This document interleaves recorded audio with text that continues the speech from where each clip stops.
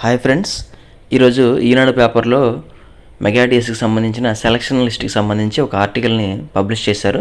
అదొకసారి పరిశీలిద్దాం. 12న mega DSC తుది జాబితా, 15 తర్వాత సీఎం చేతుల మీదుగా నియామక పత్రాలు అందజేత. మెగా డిఎస్సిలో ఉద్యోగాలు సాధించిన అభ్యర్థుల తుది జాబితాను ఈ నెల 12న విడుదల చేసేందుకు పాఠశాల విద్యాశాఖ కసరత్తు చేస్తోంది. ముఖ్యమంత్రి చంద్రబాబు చేతుల మీదుగా అభ్యర్థులకు నియామక పత్రాలు అందించనున్నారు.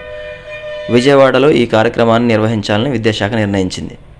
ముఖ్యమంత్రి సమయాన్ని అనుసరించి ఈ నెల 15 తర్వాత ఎప్పుడైనా నియామక పత్రాలు అందజేసే కార్యక్రమాన్ని నిర్వహించవచ్చు. డిఎస్సి మెరిట్ జాబితా ఇప్పటికే విడుదల కాగా సర్టిఫికేట్ల పరిశీలన మంగళవారంతో దాదాపు పూర్తి కానుంది. 3వ విడతలోనూ ధ్రువపత్రాల పరిశీలనలో సుమారు 30 మంది అభ్యర్థులు తిరస్కరణకు గురయ్యారు. వీరి స్థానంలో కొత్త వారిని ధ్రువపత్రాల పరిశీలనకు పిలిచి ప్రక్రియ పూర్తి చేస్తారు. తుది ఎంపిక జాబితాను 12న రూపొందించి వెబ్సైట్లో అధికారికంగా ఉంచాలని అధికారులు నిర్ణయించారు. ఇదే జాబితాను జిల్లాలకు పంపిస్తారు. మొత్తం 16,340 టీచర్ పోస్టుల భర్తీకి కూటమి ప్రభుత్వం ప్రకటన విడుదల చేయగా దీనికి దరఖాస్తు చేసుకున్న అభ్యర్థులకు పలు విడతలుగా కంప్యూటర్ ఆధారిత పరీక్షను నిర్వహించారు. రిజర్వేషన్ రోస్టర్ ప్రకారం ఒక్క పోస్టుకు ఒక అభ్యర్థిని మాత్రమే ధ్రువపత్రాల పరిశీలనకు పిలిచారు. కొన్ని రిజర్వేషన్లకు సంబంధించిన పోస్టులకు అభ్యర్థులు లేకపోవడం, ఇతరత్ర కారణాలతో 700 వరకు పోస్టులు మిగిలే అవకాశం ఉంది. వాటిని వచ్చే డిఎస్సిలో భర్తీ చేస్తారు. ఆంధ్రజ్యోతిలో ఒక న్యూస్ పబ్లిష్ చేశారు.